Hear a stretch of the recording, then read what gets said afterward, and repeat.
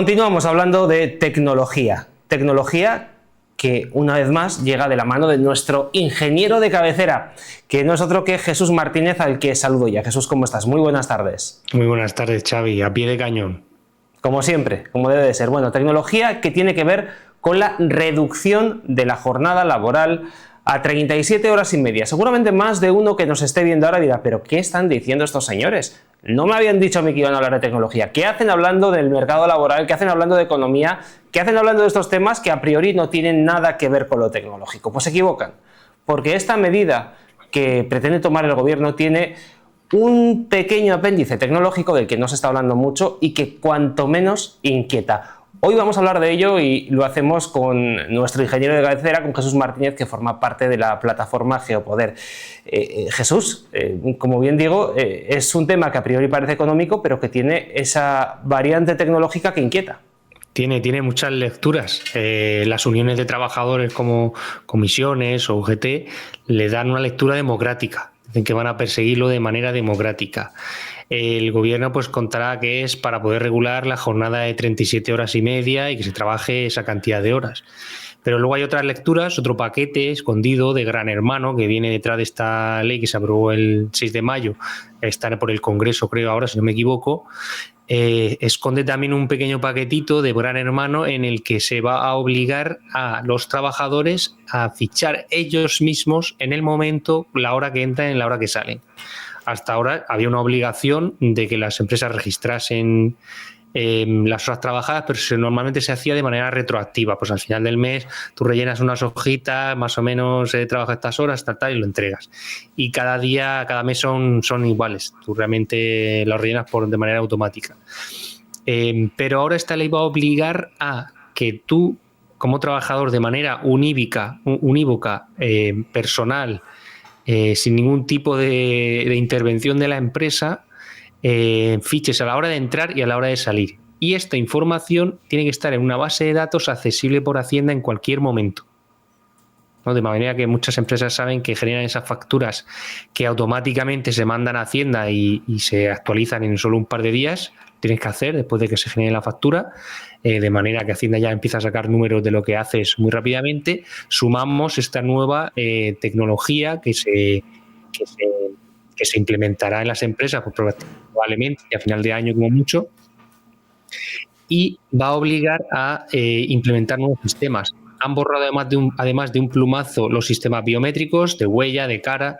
No les parecen bien los de tarjetas, porque yo te puedo dar mi tarjeta y hay 5, ¿no? Como me cuentan a mí a veces de se van 5 a la cantina y cada día vuelve uno con las 5 tarjetas de los demás, ¿no? Te vas turnando.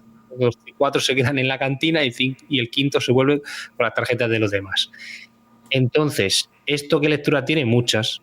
El gobierno, pues, que es para como veníamos hablando, para facilitar la vida familiar.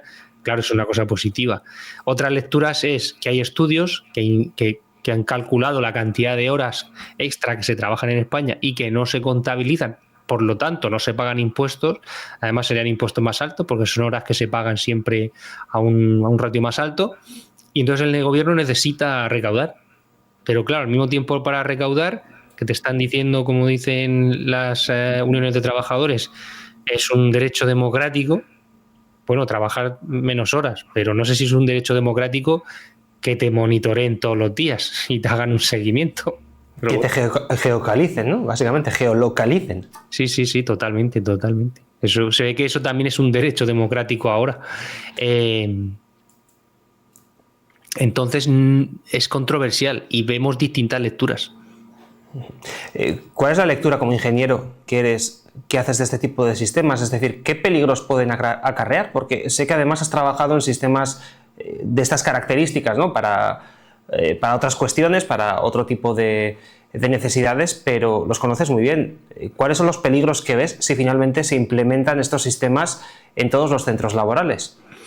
Pues el principal problema que quizás hay es en las administraciones públicas, por decirlo de una manera un poco como con broma, ¿no?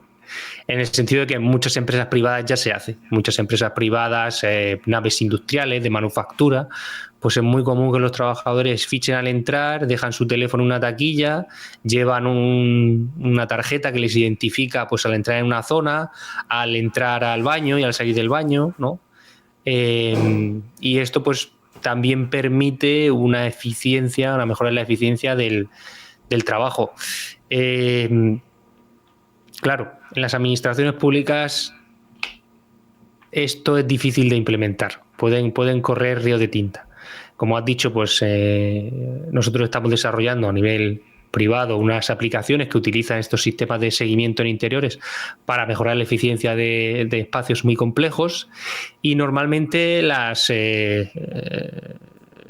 opiniones que estamos escuchando son del estilo de, bueno, en zonas que son en espacios que son de funcionariado de distintos tipos, pues si esto se implementase sería una revolución y quemando contenedores en las calles. Entonces, las implicaciones pues tienen varias. Obviamente, estar siendo controlado en tu espacio de trabajo no es agradable. Por otra parte, es beneficioso porque mejora la eficiencia, pero claro, en los ambientes de funcionarios quizás no sea bienvenido. Y también al final del día es un control estatal más cercano del ciudadano, que cada vez más va obteniendo datos de los ciudadanos en distintos ambientes en los que están. Claro, fíjate, porque sí que es verdad que vemos desde hace ya varios años cómo hay una especie de intento, ¿no?, de controlarnos hasta prácticamente cuando vamos al servicio, ¿no? Entonces, con una medida como esta, que parece que contenta a todas las partes, por un lado a los empresarios pues les contenta porque dicen, bueno, el trabajador va a ser eficiente y lo voy a poder garantizar con estos sistemas. Luego el trabajador dice, bueno, voy a trabajar menos horas, voy a poder conciliar mi vida familiar, por lo tanto también estoy contento. Y el gobierno dice, encima yo voy a recaudar más dinero porque me voy a asegurar que todas las horas extra se cobren. Pero claro, es que, como bien decías al inicio de la entrevista, estamos poniendo en marcha un gran hermano que hoy puede ser para algo que a todos más o menos nos contente, pero que el día de mañana pues, puede tener unas implicaciones para otro tipo de cuestiones que no sean tan bonitas, digámoslo así, ¿no? Sí, y además luego está la parte en la que, como viene siendo la aplicación a la realidad, el gran hermano es para los pobres, pero luego los que a lo mejor tienen cargos en sitios que luego no van, pues a lo mejor a eso les dan una manera de que no tengan que fichar. Quizás hubiera sido una buena solución, ¿no? Ciertos cargos que tienen un nivel de absentismo muy grande y que no estás en su puesto de trabajo, aunque lo digan sus contratos, pues sería una buena manera, ¿no?, de poder mitigar esos problemas. Lo que pasa es que luego encontramos al final esa realidad.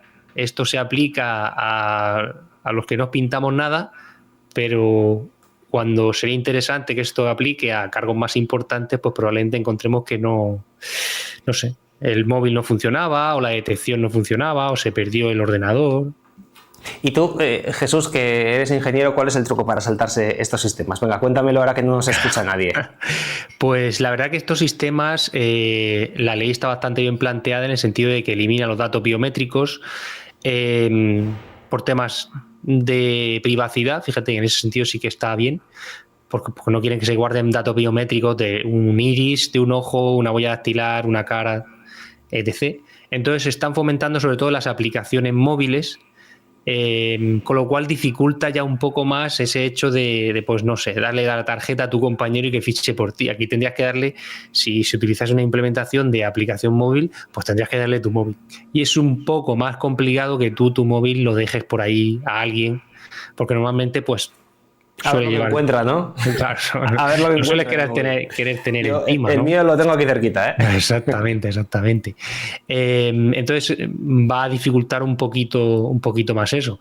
Entonces, cuando quieran saltarse este tipo de cosas, pues tendrán que ya ser un pelín más elaboradas, ¿no? Pues bueno, pues que tenga 2 teléfonos. Si tienes 2 teléfonos, pues ahí lo tienes. Pero si ya se implementase este tipo de tecnología en un entorno un poco más sofisticado, donde no solo se sensoriza la entrada y salida de un edificio o de una nave, por ejemplo, sino que a lo mejor también se aprovecha con unas tecnologías como las que nosotros estamos trabajando, de sensorizar y detectar en otras zonas, pues sí que podría ver, oye, este teléfono móvil aparte de una vez entrar por la entrada, luego ya se ha quedado fijo en un sitio y no se ha movido durante 6 horas. Parece un poco raro. Y ahí sí que podría llegar a utilizar datos para detectar quiénes son las personas que quizás están haciendo alguna trampa, o 2 móviles que quizás van juntos a todos sitios, pues también sería un poco raro. Cosas así. Requerirá un poco más de sofisticación. Por una parte es una norma muy interesante, pero parece un poco raro la manera en la que la están intentando contar a la sociedad. Que es una cosa democrática y tal. Bueno, pues veremos qué es lo que ocurre con esta norma, Jesús. En cualquier caso, lo seguiremos analizando de cerca porque nos interesa mucho este tipo de cuestiones que se están implementando no solamente en España, sino también en otros países europeos. Parece que es la norma, ¿no? Este tipo de rastreamiento, ¿no? de todo el personal humano. Veremos en qué finaliza. En cualquier caso, antes de finalizar este programa, vamos a recordar vuestra página web, que es geopoder.net, donde todo el que esté interesado en cuestiones internacionales pues puede acceder para ver los programas que realizáis, tanto con José Papi como con otros colaboradores, y por supuesto el canal de YouTube, Canal Geopoder, donde también os pueden localizar, no geolocalizar, sino localizar, para ver estos programas tan interesantes que hacéis sobre geopolítica, sobre cuestiones internacionales, que son interesantísimos. No sé si nos hemos dejado algo en el tintero, Jesús. No, yo creo que es un tema muy interesante, pero veremos a ver cómo evoluciona. Si luego aparecen por ahí confinamientos, pues bueno, es una manera de saber dónde está la gente, por ejemplo, por decir una cosa que podríamos encontrarnos en el futuro donde se usaría esta aplicación. Si habrá un buen uso o un mal uso, se verá. Bueno, mi apuesta te la cuento a micrófono cerrado. Gracias, Jesús, por estar con nosotros. Gracias a ti. Nosotros cerramos aquí el programa y volvemos muy pronto con más actualidad.